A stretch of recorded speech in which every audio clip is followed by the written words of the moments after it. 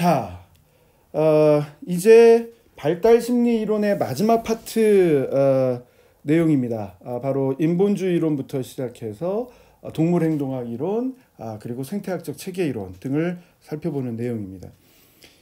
자, 우선 인본주의 이론에 해당되는 것을 보게 되면 매슬로우부터 나와요. 그러니까 매슬로우의 얘기를 따지게 될 때는 이렇게 인간 욕구의 위계라고 하는 부분을 다루게 됩니다. 아시다시피 생리적 욕구, 안전의 욕구, 소속과 애정의 욕구, 자아존중감의 욕구, 자아실현 욕구 등으로 나와 있는 것들을 볼 수가 있겠고요. 실제로 유치원 운영을 하면서 이런 유아들의 발달을 위한 기본적인 준비로서의 생리적 욕구 충족이 핵심이라고 볼 수 있겠고, 또 다양한 형태의 안전, 신청동 공간에서 다루는 거죠. 안전에 해당되는 것들, 안전의 욕구. 또 친밀감, 우정의 형성에 관련되어 있는 얘기, 이런 소속과 애정의 욕구라고 볼 수 있겠고요. 또 자아 개념, 자아 존중에 해당되는 얘기, 바로 이런 매슬로우의 이론으로 해당이 될 수 있겠고요. 궁극적으로 교육의 목표는 바로 이게 되죠. 자아 실현의 욕구라고 하는 것으로 됩니다.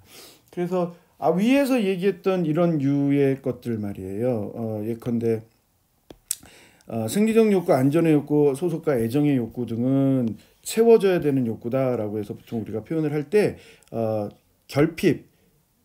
결핍 동기로 보통 봅니다. 반면에 이런 욕구들 있죠. 자아 존중감의 욕구라든가 자아 실현 욕구 등에 해당되는 건 여기 성장 동기로 얘기를 하는 경우들이 되게 많습니다.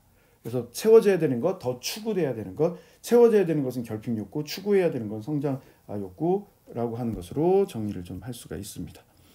자, 됐고요. 자, 이제 좀 더 구체적으로 시험 문제화 되어서 나오고 있는 내용들을 좀 살펴보면, 하나는 바로 이 로저스에 대한 개념이에요. 이거는 부모 교육에서도 또 언급이 되는데, 보통 표현을 할 때는 비지시적 내담자 중심 치료법이라고 얘기를 하는데, 다른 말로는 인간 중심 상담 기법이라고 하는 것에서 굉장히 중요하게 생각합니다. 진실성, 상담자가 내담자에게 있는 그대로의 감정을 표현해야 함.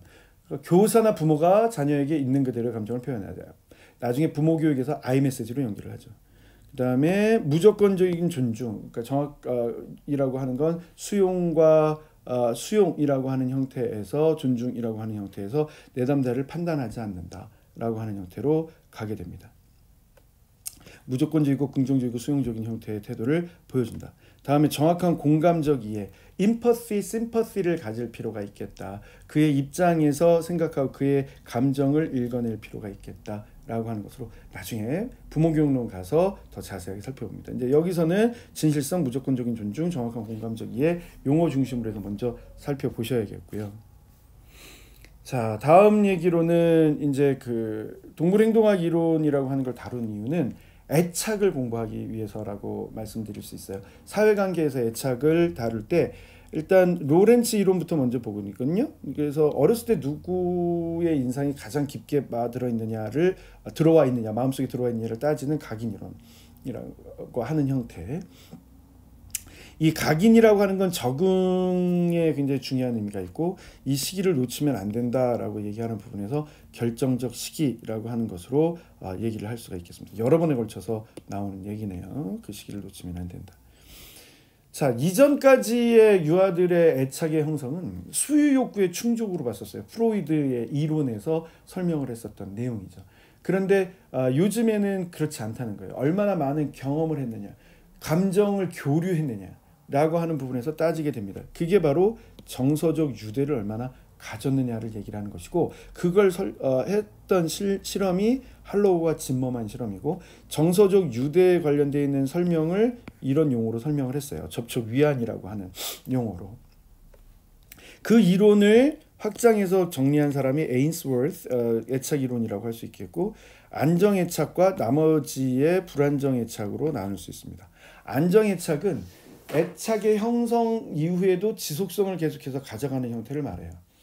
근데 이제 저항 애착은 부정적 감정의 표시가 되는 거고요. 회피 애착은 냉담한 감정의 표시가 되는 거고요. 혼란 애착은 결정되지 않은 걸 말하는 겁니다. 그래서 애착 관계에 의해서 어떤 형태로 해야 될지를 결정하지 못했던 그런 걸 말하는 겁니다. 그래서 이런 불안정애착에서 안정애착으로 갈 필요가 있다라고 하는 부분을 설명하는 이론이라고 볼 수가 있겠고요. 그래서 실제로 이런 교류 현상이 얼마나 이루어졌느냐에 따라서 인지주의에서도 이런 용어를 쓰게 되죠. 낯가림이나 분리불안 문제를 따진다. 분리불안 문제는 아까 우리 체계적 둔감법을 설명하면서도 얘기를 했었고요. 낯가림에 대한 얘기를 한다라고 하면 그러니까 대상 용속성 개념을 갖추면서 얼마나 기억하고 있느냐로 설명하는 얘기로서 나오기도 하는 인지주의적 접근에서 나오는 얘기이기도 합니다. 그런 변별력에 관련되어 있는 내용으로 설명하는 게 하나 있고요. 자, 이제 중요한 생태학적 체계 이론을 좀 다루게 됩니다. 일단 생태학적 체계 이론을 주장했던 사람으로서 브롬펜 브레너라고 하는 사람 이론 명칭부터 좀 알아둘 필요가 있겠고, 이 브롬펜 브레너가 주장하고 있었던 이론의 형태의 명칭으로서 이 생태학적 체계 이론, 생태학적 체계 환경 모델이라고 하는 거 알아두실 필요가 있겠고, 그 다음에 미시체계, 중간체계, 외체계, 거시체계, 시간체계 이렇게 나눴었죠. 자, 핵심. 미시체계라고 하는 거는 관계 자체를 말한다. 상호작용 자체, 직접적인 상호작용이 이루어지는. 중심은 유아다. 중심 유아를 놓고 관계 맺음을 직접적으로 하는 가정, 또래, 이웃, 놀이터 안에서의 직접적인 상호작용의 형태가 이루어지는 걸 말한다.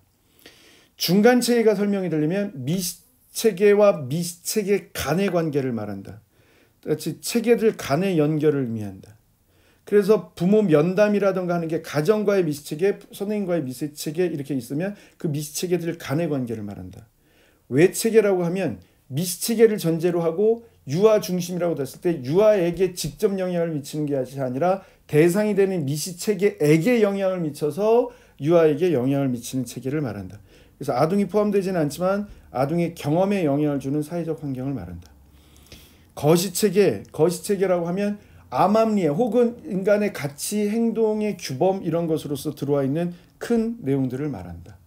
시간체계, 역사적 과정 안에서 경험하게 되는 일련의 나열을, 사건의 나열을 뜻하면 시간체. 그때 사건과 사건의 변화를 뜻하게 되면 생태학적 전환. 이렇게 설명을 한다. 이렇게 보시면 되죠.